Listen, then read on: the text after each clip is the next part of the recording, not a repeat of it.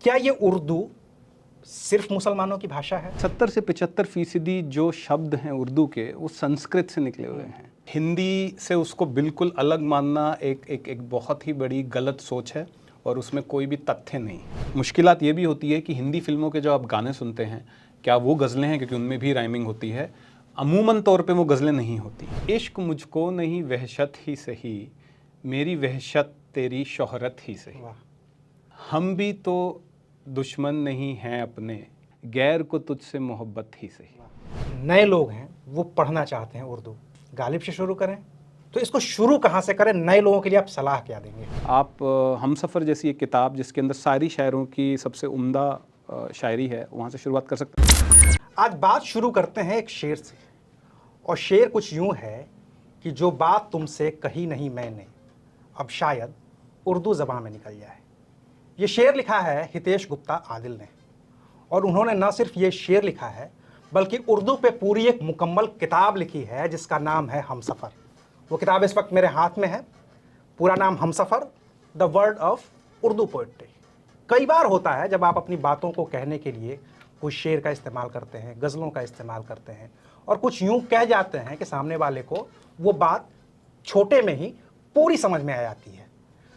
तो ये जो पूरी किताब है हमसफ़र, और इसके जो लेखक हैं हितेश गुप्ता आदिल, वो आज हमारे साथ मौजूद हैं स्टूडियो में आपसे बातचीत करने के लिए। और हम इस किताब के ज़रिए उर्दू पोइट्री के पूरे इतिहास से लेकर के वर्तमान तक की बातें करेंगे, उनसे कुछ शेर भी सुनेंगे, मीर से लेकर के गालिब तक के शेर। तो welcome sir and thank you. Avinash ji, बहुत बहुत शुक्रिया आपका। It's a pleasure to be here. हम बात उर्दू की कर रहे हैं, और उर्दू को लेकर के ना, क्योंकि हम जिस वक्त में बात कर रहे हैं उर्दू को लेकर के, वो वक्त बड़ा क्रूशियल है, ख़ास तौर से इस भाषा को लेकर के, इस ज़बान को लेकर के। और ऐसे वक्त में जब आप उर्दू की पोइट्री करते हैं, लिखते हैं, कुछ शेर का संकलन करते हैं और पूरा इतिहास बताने की कोशिश करते हैं, इसके पीछे का मकसद क्या रहा है आपका? अविनाश जी, इसके पीछे जो मकसद है वो ये है कि बहुत ही प्यारी ज़बान है और इसमें मैं कहूँगा कोई दो राय नहीं है। और हमारे जो दर्शक हैं वो भी जानते हैं कि चाहे आप गुलजार जी की, जावेद अख्तर जी की, इरशाद कामिल जी की, अगर आप बॉलीवुड के गाने सुनते हैं, फिल्मों के गाने सुनते हैं तो आपको बेहद पसंद है। तो ये ज़बान जो है इसको लोगों ने बहुत प्रोत्साहित किया है, बहुत प्यार किया है, पर समय के साथ साथ अब ये ज़बान सुनने में कम मिलती है। अब ये, और उर्दू शायरी जो है अब शायद फेसबुक और इंस्टाग्राम के अंदर ही दिखाई पड़ती है और अच्छी शायरी आपको पढ़ने को कम मिलती है। हाँ। तो इस किताब का मकसद ये है कि इस छुपती हुई ज़बान को ज़्यादा से ज़्यादा तरीके से नौजवानों तक पहुंचाया जाए, क्योंकि अगर इस पे काम नहीं किया गया तो ये ज़बान शायद कुछ दशकों बाद कुछ और कम सुनने को मिलेगी। तो ये जो हमारा नया वक्त है, मॉडर्न टाइम्स है, जिसके अंदर ये ज़ुबान के अंदर लोगों की रुचि अब कम हो गई है, उस रुचि को वापस जागृत करने के लिए ये किताब का मेन मकसद, एक अहम मकसद एक वही है। और वजह क्या यही रही कि इसी वजह से इसको इंग्लिश में लिखा गया है पूरी किताब को? जी, इस किताब को इंग्लिश में इसलिए लिखा गया है कि क्योंकि बहुत सारे जब मैंने अपने पाठकताओं, जो पाठक है और उन जो पढ़ना चाहते हैं इस टाइप की किताबों से, उनसे बात करी, बहुत लोग ऐसे हैं जिनको अंग्रेज़ी, जिनकी हिंदी प्राइमरी भाषा नहीं है, उनकी प्राथमिक भाषा नहीं है हिंदी। बहुत सारे साउथ इंडिया में लोग हैं, तमिलियन हैं, तेलुगु लोग पढ़ने वाले लोग हैं, बंगाली हैं, बहुत सारे ऐसे लोग भी हैं जो कि नॉर्थ इंडिया से भी, भोजपुरी, हरियाणा के लोग हैं। तो उनकी हिंदी जो है वो इतनी स्ट्रॉन्ग नहीं है, इतनी पक्की नहीं है। तो इस किताब को इसलिए इंग्लिश में लिखा गया ताकि हर किस्म के बंदे, इवन कुछ लोग ऐसे हैं जो कि भारत के बाहर रहते हैं, हिंदुस्तान के बाहर रहते हैं, और America, Australia, Nepal, Singapore, Urdu poetry हर जगह पहुंच चुकी है। और वहाँ के पढ़ने वाले जो लोग हैं वो हिंदी भाषा से इतने ज़्यादा वाबस्ता नहीं है। तो इसलिए इस किताब को इंग्लिश में लिखा गया है। पर जितनी भी गज़लें हैं, नज़में हैं इस किताब में, जितनी भी पोइट्री है वो सिर्फ रोमन में है, लेकिन वो रोमन में है, पर आपको इंग्लिश अल्फ़ाबेट में है, पर उर्दू भाषा में मिलेगी। हितेश जी, चूँकि जो सवाल मैंने सिर्फ इसलिए किया था कि मुझे साहिर की भी वो गज़ल याद आती है, उर्दू पे सितम ढाके गालिब पे करम क्यों है। गालिब को लोग खूब पढ़ते हैं, खूब याद करते हैं, और ये आज़ादी के बाद की बात है, ठीक बात की बात है, 20-21 साल पहले बात की बात है कि उस समय भी शाहिर को लिखना पड़ा कि उर्दू पे सितम ढाकर। और आज जब 70 साल बाद भी उर्दू का कोई कार्यक्रम होता है, रेख्ता जैसे कोई बड़े कार्यक्रम होते हैं या नहीं भी होते हैं, तो उर्दू भाषा को ख़ास तौर से एक पर्टिकुलर कम्युनिटी या साफ जुबान में कहें तो मुस्लिमों से जोड़ करके रख दिया गया है, बस वहीं तक महदूद कर दिया गया इस पूरी भाषा को कि मुसलमान है तो उर्दू बोलेगा और हिंदू है या तो हिंदी बोलेगा। क्या ये उर्दू सिर्फ मुसलमानों की भाषा है? क्या ये हिंदी सिर्फ हिंदुओं की भाषा है? या भाषा जो है वो किसी जाति धर्म संप्रदाय में बांधी नहीं जा सकती और इसके बोलने का अपना अपना एक तरीका है, अपने अपने क्षेत्र के लोग इसको बोलते हैं। और दूसरी कि ये कैसे, क्या ये चुनौती है आज के दौर में? जी, मैं साहिर से पूरी तरह अग्री नहीं करता इस मामले में। चुनौती है, पर मेरा मानना ये है कि चुनौती जो है वो हर रीजन की भाषा के लिए, सिर्फ उर्दू के लिए भी नहीं है।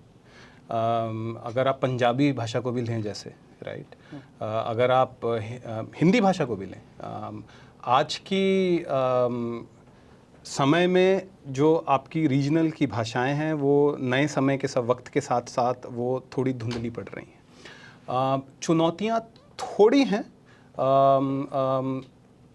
उर्दू भाषा जो है वो हिंदी से उसको बिल्कुल अलग मानना एक बहुत ही बड़ी गलत सोच है और उसमें कोई भी तथ्य नहीं है। अगर आप उर्दू की हिस्ट्री में जाएं तो उर्दू भाषा एक मिली जुली भाषा है। तो जो लोग जो व्यूअर्स जानते नहीं हैं कि जब मुग़ल 12वीं-13वीं शताब्दी में जब हिंदुस्तान आए, तो यहाँ पे जो भाषाएं बोली जाती थी उनका नाम था ब्रिज और खड़ी बोली अवधी थी कुछ जगहों पे। साथ में आपकी थोड़ी सी सिखिज़म जब बढ़ा और पंजाब एरिया जब बढ़ा तो वहाँ पे पंजाबी भाषा भी थी और हरियाणवी भाषा भी थी। बस हुआ ये कि ये जो भाषाएं थी आपकी ब्रिज, खड़ी बोली, हरियाणवी, पंजाबी, इसमें कुछ फारसी के शब्द आ गए और ये एक मिली-जुली एक खिचड़ी बन गई। तो और ये खिचड़ी का नाम बस एक उर्दू है। लोगों से जब मैं बताता हूँ कि 75%, 70 से 75% जो शब्द हैं उर्दू के वो संस्कृत से निकले हुए हैं, क्योंकि आपकी खड़ी बोली और आपकी ब्रिज जो है वो संस्कृत से निकली हुई है। 70 से 75% शब्द जब संस्कृत से निकले हुए हैं एक भाषा के, तो वो हिंदी से बहुत अलग कैसे हो सकती है? वो किसी एक मज़हब की भाषा कैसे हो सकती है? तो शुद्धतावादी लोग ये सवाल उठाते हैं ना बार बार, जो भाषा में शुद्धता खोजते हैं। हाँ जी, तो भाषा की शुद्धता किसी मज़हब से ज़्यादा से बढ़कर वो एक जगह से उसका लेना देना है। मैं आपको अगर मैं एक एग्जाम्पल देना चाहूँ तो आप एक किताब है और इस किताब के अंदर ये पेज है, अंग्रेज़ी भाषा में पेज कहते हैं, ठीक है। इसको अगर हिंदी लोग जो हैं वो पृष्ठ कहेंगे, हिंदी भाषा में इसको जाएं तो बिल्कुल पृष्ठ कहा जाएगा। और अगर आप फ़ारसी में जाएं या उर्दू में जाएं, उस मामले में फ़ारसी में तो इसको सफ़ा कहा जाता है। तो अगर आप पाकिस्तान में या लोगों से बात करेंगे तो वहाँ पे इसको सफ़ा बोला जाता है। पर हमारे घर में, मेरे घर में, मेरे स्कूलों में इसको पन्ना भी बोला जाता है कि किताब के 4 पन्ने फाड़ दीजिए। अब पृष्ठ है, सफ़ा है, तो पन्ना क्या है? पन्ना उर्दू है। अगर आप एक पेड़, अगर आप ट्री की बात करें, ठीक है, हिंदी वाले बोलेंगे कि ये वृक्ष है, कुछ लोग बोलेंगे ये दरख्त है, तो फिर पेड़ क्या है? जब आप रोज़मर्रा की ज़िंदगी में शब्द यूज़ करते हैं, दोस्त एक उर्दू शब्द है, वरना हिंदी में तो उसको आप मित्र कह सकते हैं। अगर आप बोल रहे हैं कि जी दरवाज़ा बंद कर लें, दरवाज़ा क्या है? एक उर्दू शब्द है। वरना आप किवाड़ बोल सकते हैं। पर क्या अपनी रोज़मर्रा की ज़िंदगी में आप बोलते हैं कि मम्मी मैं अपने मित्र से मिलने जा रहा हूँ? शायद नहीं। दोस्त से मिलने जा रहा हूँ। दुश्मन, आप जब पिक्चर देखते हैं मिस्टर इंडिया तो मोगैम्बो खुश हुआ, मोगैम्बो प्रसन्न नहीं हुआ, राइट? तो खुश भी जो है उर्दू का शब्द है। तो ये हमारी रोज़मर्रा की ज़िंदगी में हम उर्दू इतनी ज़्यादा इस्तेमाल करते हैं कि लोगों को उसका एहसास नहीं होता। और ऐसा समझना कि जी नहीं ये किसी एक कौम की भाषा है, ये बहुत ही ज़्यादा गलत है। अगर आप ऐसा समझते हैं तो आप घर पे बातचीत नहीं कर पाएंगे अपनी रोज़मर्रा की ज़िंदगी में। ज़िंदगी वर्ड उर्दू है। तो ये जो भाषाई शुद्धता वाले लोग हैं, ये मुगालता पाले हुए कि हम शुद्ध कर लेंगे, उनसे हो नहीं पाएगा। ये देखिए, शुद्ध करना है तो फिर आप किस हद तक जाएंगे? उसमें पंजाबी के शब्द भी हैं, तो क्या आप पंजाब में जाके बोलेंगे कि जी नहीं, अब आप पंजाबी नहीं आप इस्तेमाल कर सकते, या हरियाणा में जाके बोलेंगे कि आप हरियाणवी नहीं इस्तेमाल कर सकते? तो ऐसे उसको 2 श्रेणियों में बांटना, मैं जो बता रहा हूँ, खिचड़ी है जिसमें शायद 5 दालें मिली हुई हैं, उसको 2 श्रेणियों में बांटना कठिन ही नहीं, असंभव कार्य है। या फिर आप ऐसे सोचिए कि ये 2 शरबत हैं जो कि आपस में मिल गए हैं, और एक बार अब ये उर्दू भाषा को हिंदुस्तान पहुंचे हुए करीब 600 से 700 साल हो चुके हैं। 700 साल से जो एक ज़बान बोली जा रही है, उसको अब आप नहीं अलग कर सकते। पानी और शरबत एक बार मिल गया तो आप उनको अलग नहीं कर सकते। तो ये जो शुद्धतावादी हैं, देखिए, एक बहुत बड़ा शेर है, एक शायर ने लिखा था, मेरी किताब में शामिल है, कि ये उर्दू तो हमारी प्यार की ज़ुबान थी यारों, ये सियासत वालों ने उसे मज़हबों में बांट दिया। और ऐसे ऐसे बहुत उम्दा शायर हैं। अगर आप धर्म की बात भी करें, किसी कौम की बात भी करें, तो बहुत ही बड़े बड़े हिंदू शायरों ने बहुत अच्छी गज़लें लिखी हैं। सबसे ज़्यादा जो मशहूर उदाहरण है वो संपूर्ण सिंह कालरा जी का है। अब जो हमारे दर्शक है वो पूछेंगे, जी संपूर्ण सिंह कालरा कौन है? कि संपूर्ण सिंह कालरा गुलजार जिलगर से पिया भी लिखा, गुलजार जी हैं। गुलजार जी का नाम, वो उनका तखल्लुस है जो वो अपनी पोइट्री के लिए यूज़ करते हैं, अपनी शायरी के लिए यूज़ करते हैं। उनका असली नाम संपूर्ण सिंह कालरा है, पंजाब से हैं वो। उन्होंने, आप देखिए उर्दू में उनका कितना योगदान है। अगर आप और थोड़ा पीछे जाएं तो आप बात करेंगे रघुपति सहाय। रघुपति सहाय कौन थे? फिराक गोरखपुरी। फिराक गोरखपुरी, अगेन उनका शायरी का तखल्लुस था, पर उनका असली नाम रघुपति सहाय था। ब्रिज नारायण चकबस्त, इनका जो योगदान है उर्दू शायरी को लेके, उर्दू लिटरेचर को लेके, उर्दू साहित्य को लेके, अद्वितीय है। और उल्टा भी है। हाँ बिल्कुल है। तो अगर आप बात करें, आप उठाएं काम अब्दुल रहीम खानो खाना की, या फिर आप बात करें एक बहुत ही उम्दा लेखिका थी जिनका नाम था मेहरुनिसा परवेज़। उनकी अगर आप साहित्य उनका उठाएं, उनका हिंदी और संस्कृत में योगदान बहुत बहुत उम्दा है, बहुत बहुत अच्छा है। तो भाषा, किसी भी तरह की भाषा, वो किसी एक मज़हब, कौम और किसी जगह की शायद हो सकती है, पर किसी मज़हब, कौम की नहीं हो सकती। अगर आप पंजाबी है, राइट, पंजाबी को अगर आप भारतीय भाषा मानते हैं, तो जब पंजाब का विभाजन हुआ आज़ादी के वक्त, ऐसे बहुत सारे लाखों लोग हैं जो पाकिस्तान में हैं, और वो पंजाब एरिया से थे, स्टेट से थे, इसलिए वो पंजाबी बोलते हैं। तो वो मुसलमान, राइट। बंगला अगर आप कहें, बंगाली हमारे यहाँ बहुत देश है, वेस्ट बंगाल में, पश्चिम बंगाल में, पर जब विभाजन हुआ तो वहाँ के लोग, तो जो भाषाएं हैं वो धर्म से या किसी कौम से नहीं बनी, भाषाएं जगह से बनती है। उस जगह में अलग अलग कौम के लोग भी हो सकते हैं। और उर्दू भाषा का भी ऐसा ही था। उर्दू आई मुगलों के साथ 12वीं-13वीं शताब्दी में, पर उर्दू का जो डेवलपमेंट है वो ज़्यादा असल में हैदराबाद में हुई, दक्कन रीजन में हुई, डेक्कन में। तो उर्दू लखनऊ और हैदराबाद, ये तीन सेंटर रहे हैं। दिल्ली, लखनऊ और हैदराबाद। जी। तो हाँ, तो जगह की भाषा आप मान सकते हैं उर्दू को। पर उर्दू भाषा अब बहुत अलग जगहों पे पहुंच चुकी है, और हम इसके बारे में आगे बात कर सकते हैं कि कैसे वो अलग अलग देशों, अमेरिका, यूरोप, नेपाल, हर जगह पे पहुंच। क्योंकि भाषा है तो हर जगह है, वो फैली हुई है। ये तो बात रही उर्दू की, उर्दू, हिंदी, उसके शुद्धता की। हम वापस किताब पे लौटते हैं, चूँकि आपने इतिहास लिखा है, इसलिए मैं इसके बारे में थोड़े आपके विचार जानना चाहता था। The world of Urdu poetry, ये 400 पन्ने की किताब में समेटना कितना आसान काम रहा था आपके लिए? जी, बहुत ही मुश्किल काम था। इस किताब में लगभग मैंने उसको 2-3 साल लिखने में लगाए। ये जो किताब है, इसमें करीब इसको 2 भागों में बांटा जा सकता है, इस किताब को भी।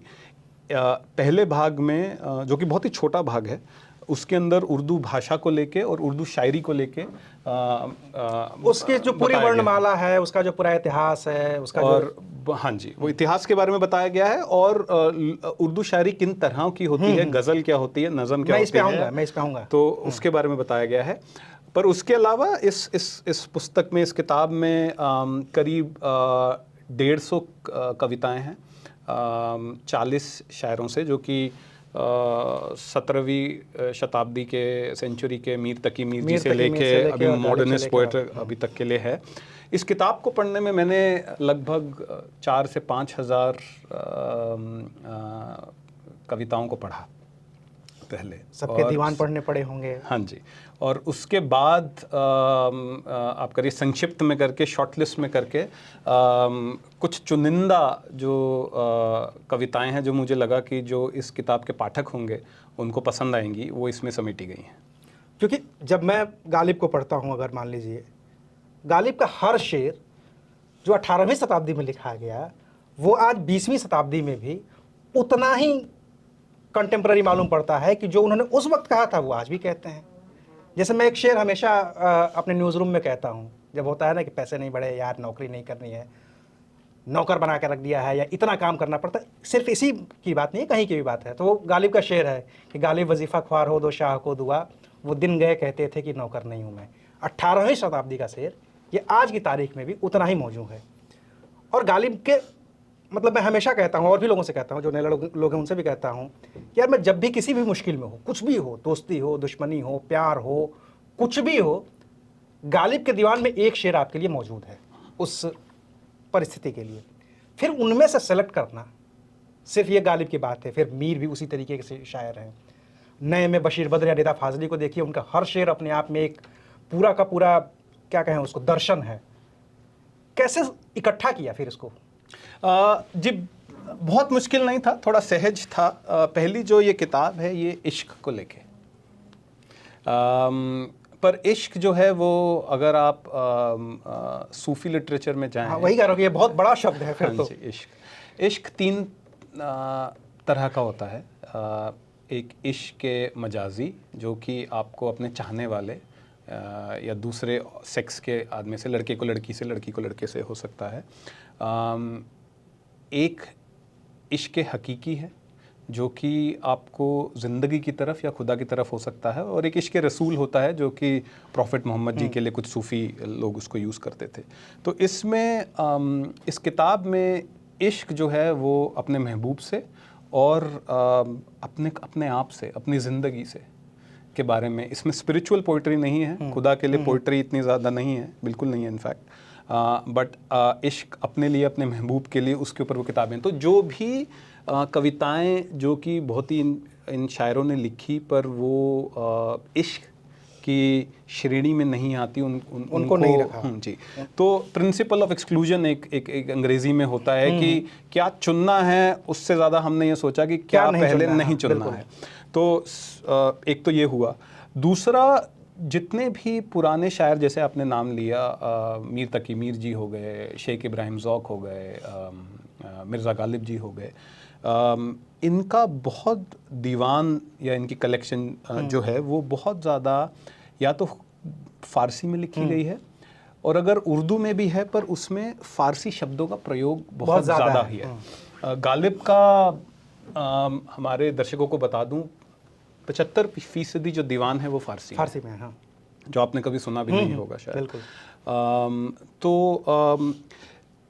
एक मुश्किलात मुझे ये लगी अपने पाठकताओं के लिए कि जब एक शायरी पढ़ना अब पुराने समय जैसा नहीं रहा जब आपके पास वक्त होता था। आज हर इंसान की लाइफ बिजी है, ऑफिस में, ट्रैफिक में, घर में, फैमिली में, बच्चों के साथ आपको समय बिताना है, आपके पास उतना वक्त नहीं है।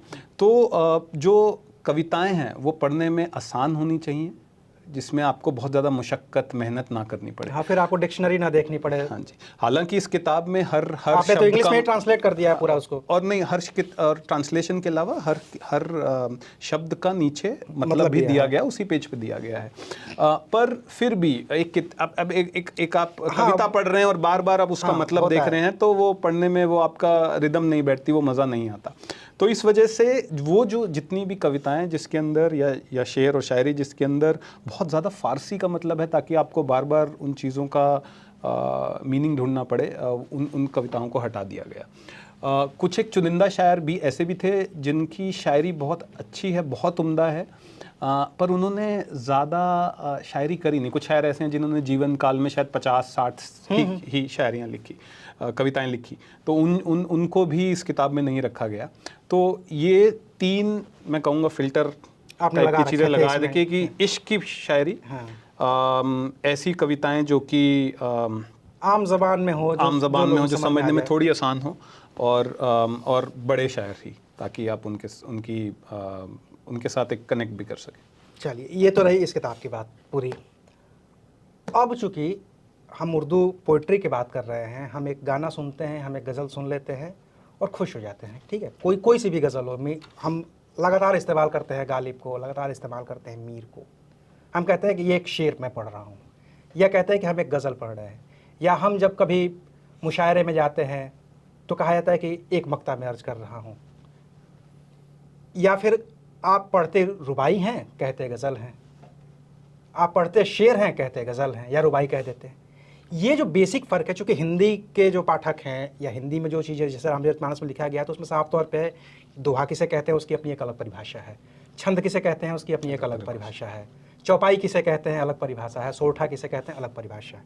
परिभाषा इनकी भी है, लेकिन वो ख़ास तौर पर किसी व्याकरण में ख़ास तौर से हिंदी वालों को पढ़ाई नहीं जाती कि हम शेर कहें किसे, हम गज़ल कहें किसे, हम रुबाई कहें किसे।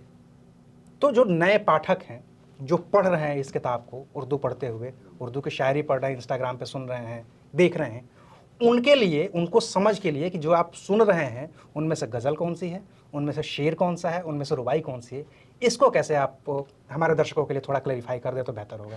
हिंदी में जो आपका अलग अलग व्याकरण की श्रेणियां हैं वो काफ़ी तफसील में हैं, काफ़ी डिटेल्ड हैं, उनमें मात्राएं गिनी जाती हैं और सारी चीज़ें हैं। उर्दू भी काफ़ी तफसील में है, पर हमारे दर्शकों के लिए एक बता दूं कि उर्दू जो है, अगर आप शायरी के बारे में सिर्फ बात करें, मैं कहानियों के अंदर और किस्सों को लेके मैं नहीं जा रहा, पर शायरी जो है उर्दू की वो 2 भाग्यों में बांटी जा सकती है, एक है गज़ल और एक है नज़म, ठीक है।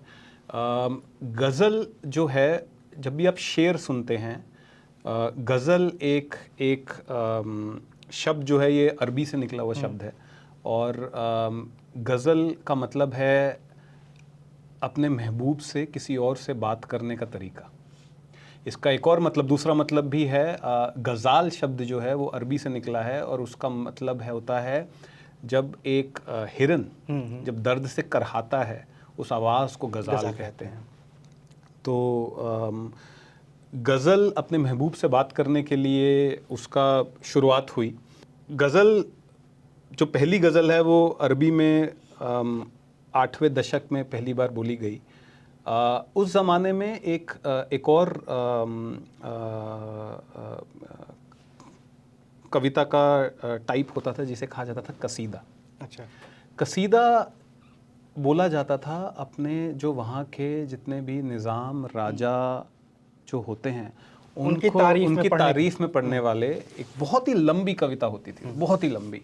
अगर आप पेजेस में गिने तो वो कम से कम 50 पेज तक भी जा सकती है एक कविता। तो जो कवि थे उस धीरे धीरे 11वीं 12वीं दशक में उनको लगने लगा कि इस कसीदे को लिखना बहुत ही मुश्किलात काम है। तो वहाँ से उन्होंने कहा नहीं जी, इसको अब छोटा किया जाए, और क्योंकि आप राजा को सुना रहे हैं, किसी बहुत ही बड़े बेनिफैक्टर को अपने सुना रहे हैं, तो उस कसीदे के अंदर काफिया होता था, या इंग्लिश में बोलूँ तो राइमिंग होती थी। तो कसीदे को छोटा करा गया और ये बोला गया कि जी ये बहुत ज़्यादा बड़ा नहीं होना चाहिए, और उसके अंदर 2-2 लाइनों के शेर होते हैं, उसे कहा गया गज़ल। तो गज़ल एक प्राथमिक श्रेणी है। 75% से ज़्यादा उर्दू में कविताएं जो हैं 3/4 वो गज़ल गज़ल ही हैं। गज़ल ही हैं। मतलब कई शेर को मिला के एक गज़ल कई शेरों को मिला के गज़ल बनती है। एक रूल ये है कि मिनिमम गज़ल में 5 शेर होने चाहिए।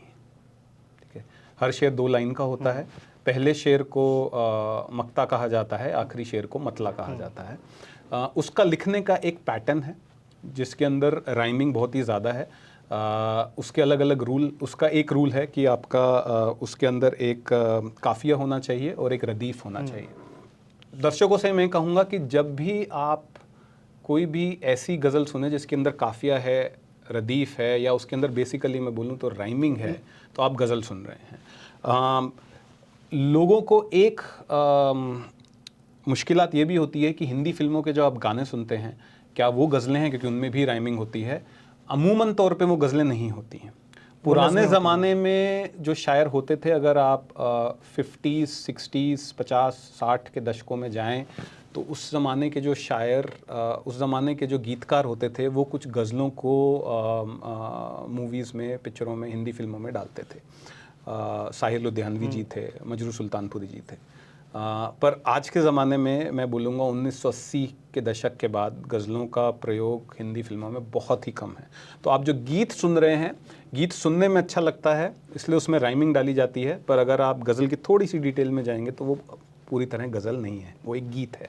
दूसरी जो श्रेणी है उर्दू की 25% वो है नज़म। अब नज़म की परिभाषा क्या है? नज़म की परिभाषा एक देना बहुत ही मुश्किल है। तो सिंपल परिभाषा ये है, जो कि सुनने में बहुत अजीब सी लगेगी, पर जो गज़ल नहीं है वो नज़म है। नज़म शब्द का जो, अगर आप उसके इतिहास में जाएं, नज़म शब्द का मतलब है एक माला में मोतियों को पिरोना। गज़ल जो है उसमें जो शेर होते हैं उनमें आपस में कोई लिंक नहीं होता, कोई रिलेशनशिप नहीं होता। हर शेर अगर आप सुने अपने आप में सफिशिएंट होता है, पूरा होता है। और शेर के अंदर गज़ल जब भी आप सुने, मुशायरों में गज़लें ही सुनाई जाती हैं, क्योंकि उसका गज़ल सुनाने का बेसिकली एक ये भी होता है कि पब्लिक में उसको एक स्टेज के ऊपर उसको सुनाया जाए, ताकि गज़लें पहले सुनाई जाती थी दरबारों में, मुग़ल दरबारों में गज़लें सुनाई जाती थी। तवाइफ़ें जो होती थी उस ज़माने में वो अपनी गज़लें गाती थी। आपके जो मस्जिद हैं उसमें गज़लें गाई जाती थी। गज़लों को सुनने वाले बहुत लोग होते हैं, तो गज़ल में आपके 2-2 शेर होते हैं और हमेशा आप देखेंगे सेकंड लाइन में एक पंच आता है, राइट, एक हाई आता है। नज़म ऐसी नहीं। तो गज़ल में वही कह रहा हूँ कि एक शेर जब कंप्लीट हो जाता है तो एक टाइम आता है जहां आप बैठ करके ताली बजा सकते हैं। हाँ जी, मौका मिल जाता है, सुनने को मिलती है। जब आप हमेशा जब आप देखेंगे मुशायरे में कहीं पे भी, जब आप दूसरी लाइन बोलते हैं, इसको थोड़ा उदाहरण से बताएं तो ज़्यादा बेहतर होगा, जैसे गालिब के कोई शेर या। तो गज़ल में आपको हमेशा पंच लाइन मिलेगी। उदाहरण के तौर पे गालिब की एक बहुत ही बड़ी गज़ल है कि इश्क मुझको नहीं वहशत ही सही, इश्क मुझको नहीं वहशत ही सही, मेरी वहशत तेरी शोहरत ही सही। हम भी तो दुश्मन नहीं हैं अपने, हम भी तो नहीं हैं दुश्मन अपने, गैर को तुझसे मोहब्बत ही सही।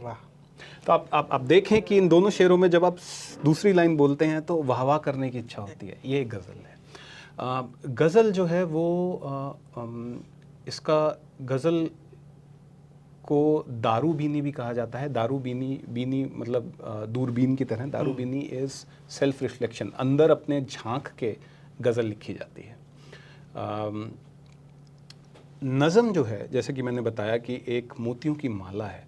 नज़म में शेर नहीं होते। नज़म में आपका फ्री एक पोइट्री है, फ्री वर्स में, जिसको आप कुछ अंग्रेज़ी की पोइट्री के हिसाब से भी उसको आप कंपेयर कर सकते हैं।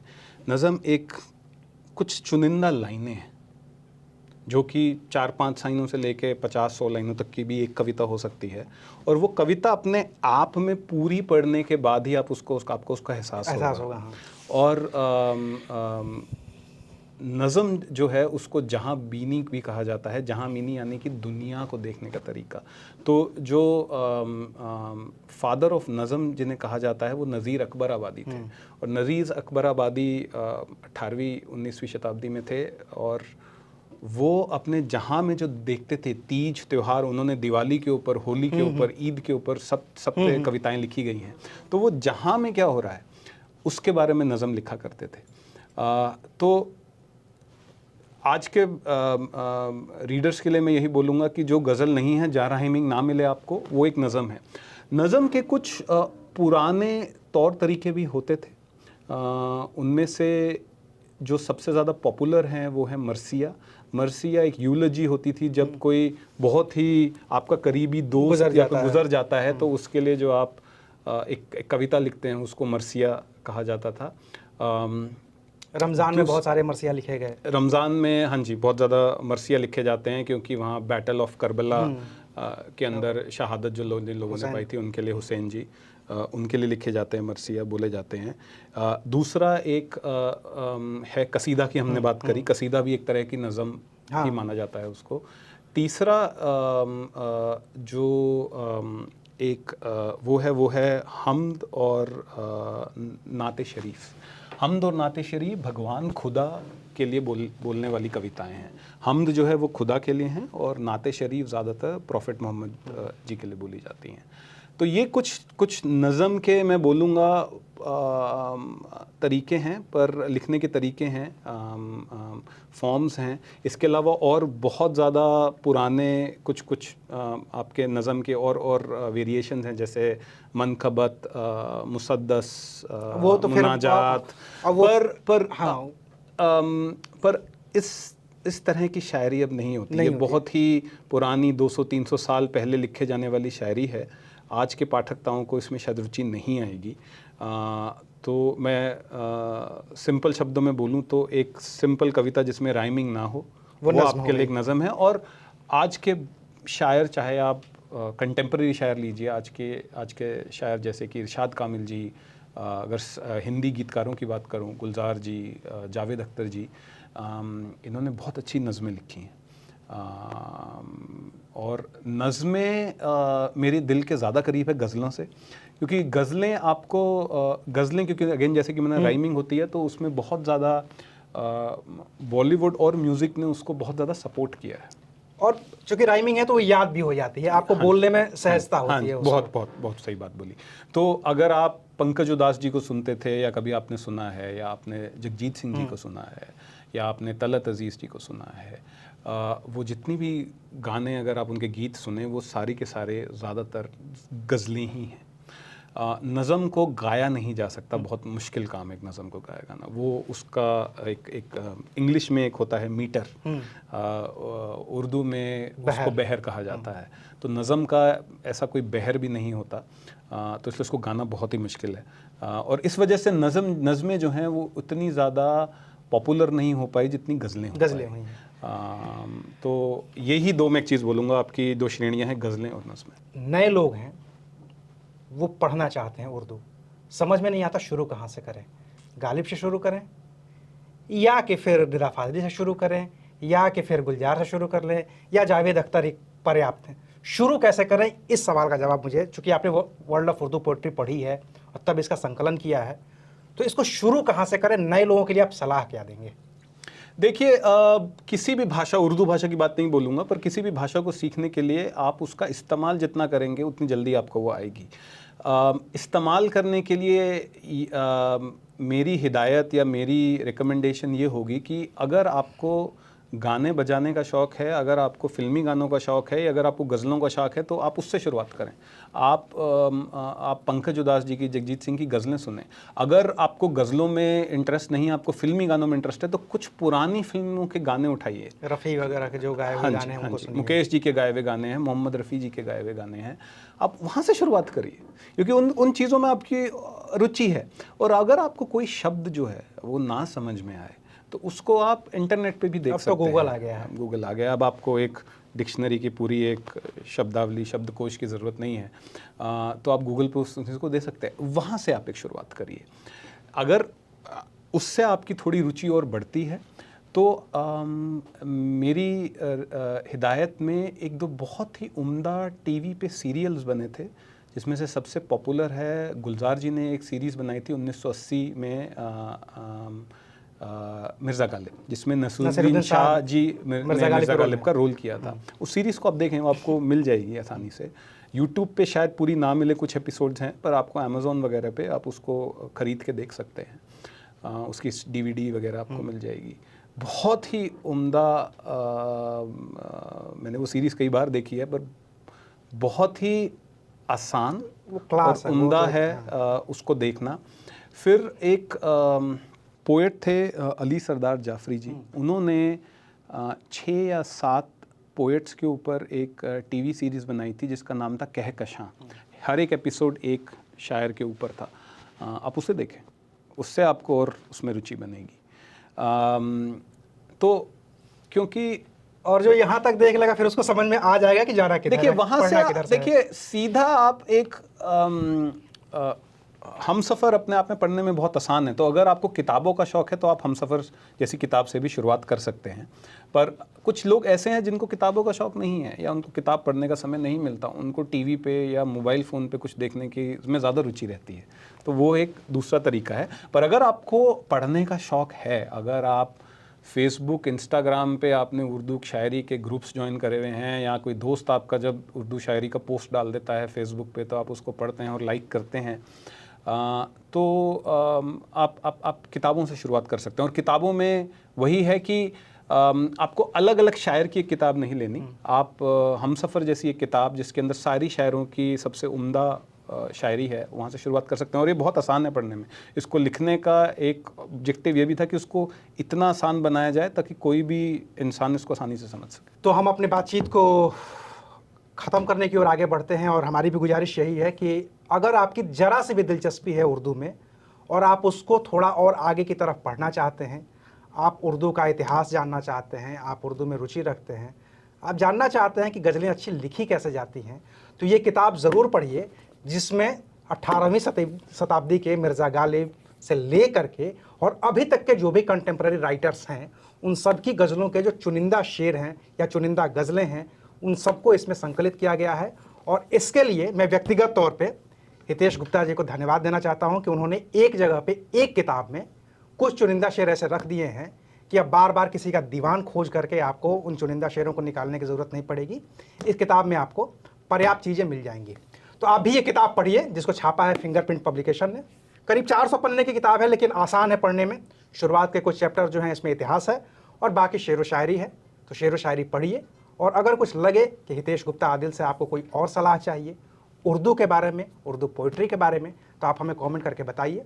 हम उनको फिर बुलाएंगे और आपके सारे सवालों का जवाब लेने की कोशिश करेंगे। तो शुक्रिया, आप देख रहे थे अनकट।